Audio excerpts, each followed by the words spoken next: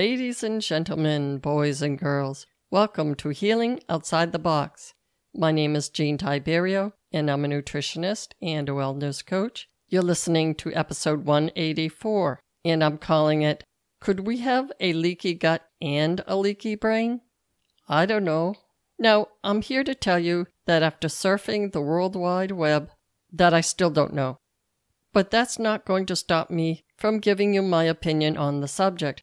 And the reason why you'll get mostly opinions at this stage is because the actual research on the subject is still in its infancy. I'm only going to scratch the surface today, but I plan to do a more exhaustive literature search and perhaps do another episode about just the leaky brain sometime in the future. Now, when it comes to the gut and the possibility that our leaky gut is creating problems, there is plenty of evidence to suggest that. We now know that the lining of cells between your gut and your bloodstream can be damaged by a number of factors. The damage creates holes, and we now call those holes a leaky gut. This is all pretty much mainstream knowledge at this point. What is not known is how to definitively fix it. Now, I'm sure you know that gluten is getting a very bad reputation, and when we eliminate gluten from our diets, the symptoms seem to get better. What we're eliminating when we eliminate gluten is a big fat protein that gets through because our damaged gut lining is letting substances go through that should have been broken down first. So when we eliminate gluten, we're not necessarily fixing the damage. We're stopping the consequences of gluten getting into our bloodstream whole. Now, if gluten's a protein, why is it creating inflammation? It's creating a problem because normally our proteins get broken down into single amino acids before they pass through into our bloodstream. I have lots of podcast episodes on leaky gut, and I can put them all in the show notes for you if you'd like to review them. Today, however, I'm opening a can of worms and asking the question, can we also have a leaky brain? And if so, is this a factor in the increase in many chronic brain conditions? Let's step back for a moment and talk about the biology of the brain. We have tons of blood vessels feeding our brain. We have millions of neurons, which are basically brain cells connecting from end to end, and that creates an electrical current that transmits messages. We need to get nutrients into our brain to make all this happen. We need proteins to build new cells and make things like enzymes. We need carbohydrates for energy. We need fatty acids for our cellular structure and functions, and various minerals like magnesium that help run the machinery. For example, magnesium is necessary for energy metabolism, and our brain uses a lot of energy. The wall of cells that lies between our bloodstream and our brain tissue is called the blood-brain barrier. The blood-brain barrier is formed by a layer of endothelial cells that line the walls of our blood vessels. If you guessed that we need this barrier to be intact in order to avoid toxic substances getting through, then you would be correct. In that way, it's exactly like that single layer of cells between the inside of our intestines and our sterile bloodstream. The blood-brain barrier is also semi-permeable, meaning that it allows certain things in and it blocks other things when it's healthy. This permeability can be negatively affected by things like too much alcohol or high blood pressure. Now, much of the research that's done on this blood-brain barrier has been done to examine pharmaceuticals. So we do know a little bit about the physical barrier between the bloodstream and the brain. Again, the wall itself is only a single layer of endothelial cells, which makes this wall delicate. It's very delicate. It's like lace, or perhaps, as one researcher put it, it's like cheesecloth. And what you want is cheesecloth. You do not want lace. This layer of cheesecloth is exactly like the barrier between the inside of our gut and our bloodstream. Because the blood-brain barrier is delicate, when this barrier of a single layer of cells gets damaged, all kinds of bad things can happen, because everything that got into our bloodstream from our leaky gut is now getting into our brain, presumably. And we should know by now how complicated our brain is and how devastating the effects of damage to our brain cells. The science about the possible damage to the blood-brain barrier is still in its infancy, as I've mentioned. But an increasing number of scientists are sticking their necks out right now in rendering an opinion that what happened to our leaky gut, i.e. allowing big proteins to get through that don't belong there, can happen in our brain. Obviously, an inflammatory response is possible because our body likes to attack things that don't belong there. Also, oxidative damage, possibly the birth of autoimmune disorders, and even the growth of tumor cells.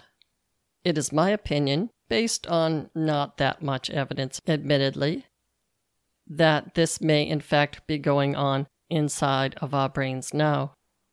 Big plasma proteins, in other words blood proteins, and other substances that don't belong inside our brain are getting into our brain, theoretically that is.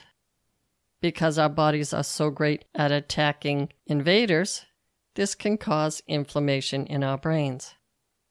The long-term effects of chronic inflammation in our brains hasn't been investigated fully, but I think we can guess that bad things may happen. There's been a few studies by scientists in animals. A study done in mice recently discovered that chronic sleep deprivation, especially lack of REM sleep, may increase the permeability of that blood-brain barrier. So that's interesting. In other words, the more we know, the more we learn. Also, there's plenty of evidence to suggest that excessive alcohol on a regular basis can create accumulation of the byproducts of alcohol digestion. One of the byproducts is acetaldehyde. Acetaldehyde loosens up the blood-brain barrier and may result in increased leakage. That last part has not been proven, but if I were to guess at it, I would say it probably does. The hangover that we get when we have too much to drink the night before is caused by acetaldehyde. And that's specifically in our brain, not just in our bloodstream. And I think we can also guess that anything that causes us to feel like we've had a hangover, in other words, very foggy-headed, headache, etc., is not a good thing in general. And I'm hinting at something here. Perhaps I should just come out and say it. A ketogenic diet, or a diet that creates a lot of ketones in our brain, may create a situation that can provoke some long-term damage. And we all know the diets that I'm talking about, the high-protein, high-fat, Atkins-type diets. I'm sorry, keto people, but I have to make another plug for the Mediterranean diet over the ketogenic diet. Before I get into how we are going to fix our leaky brains, I wanted to just let you in on a few tidbits of information that connects the gut to the brain. Let's just talk about the numbers first. The incidence of irritable bowel syndrome and Crohn's disease has been steadily rising since the 1990s. Both are linked to leaky gut. Also, the incidence of Alzheimer's disease in women has been steadily rising since the 1990s. Also, the incidence of Parkinson's disease in men has been steadily rising since the 1990s. I think you get the picture. If enough diseases are walking and quacking like a duck, then we may have a herd of ducks on our hands. Or is it gaggle? Is it gaggle of geese? I don't know. I'll have to ask my Wikipedia expert who's out to lunch. Anyway, so we know there is a clear connection between substances made in and near the gut and substances in our brain. For example, 90% of the serotonin made in our body is made in our gut. I find that kind of interesting. So, without dragging this on too long, I'm implying that if our gut microbiome and our brain are connected, can what happens in our gut also affect our brain? When our semi-permeable gut lining gets damaged, it becomes inflamed. Because so much of our immune system is located in our gut, the inflammation with the swelling creates immune system dysfunction. At this point, this is scientific fact. What it creates is a situation where the immune system is constantly on and no longer recognizes food versus toxins versus something else.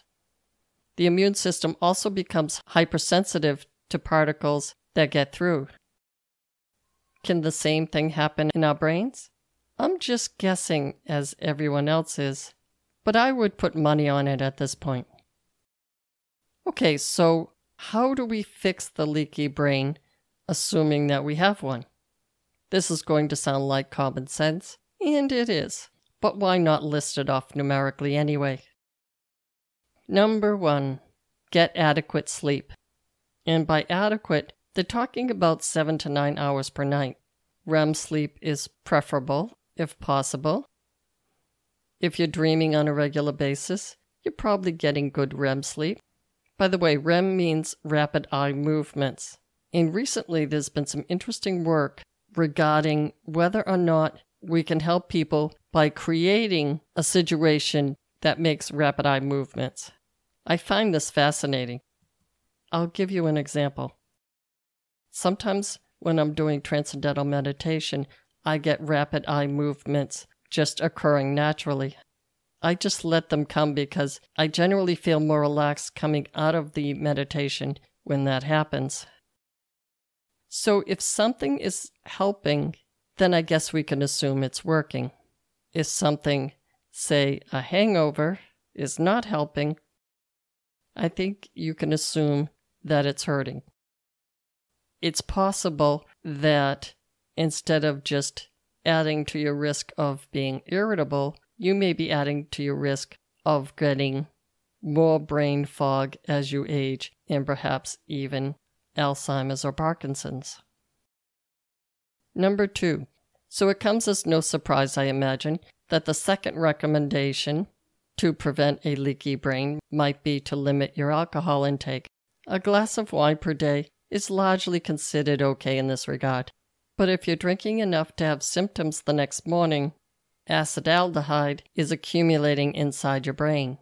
This can result in damage to your neurons and increase the risk of a leaky blood-brain barrier, if one in fact exists. Number 3. Blood pressure control. Chronic high blood pressure can increase your risk of stroke. We all know that. But some people now think that chronic high blood pressure can make that blood-brain barrier more permeable. If that's the case, decreasing your blood pressure will solve that problem. There are many ways to do that, and you should speak with your personal healthcare professional if your blood pressure is high. Number 4. Reduce the saturated fat in your diet. Another reason why ketogenic diets may not be such a good thing. So what type of diet will reduce your saturated fat in your diet? I bet you can guess that it's plant foods. Dark green leafy vegetables, broccoli, Brussels sprouts, high fiber plants in general, I suppose, and beans. In addition, magnesium, turmeric, and garlic can also help keep your leaky brain intact. And I should also mention, whatever keeps your gut bacteria happy is a good idea for your brain. Remember that the cells along the lining of your brain and your gut are the same endothelial cells and work in the same way. Inflammation will happen in the same way when those cells are damaged. So in addition to reducing the saturated fat, I'll stick my neck out and recommend good nutrition to keep your healthy gut microbes reproducing. Number 5.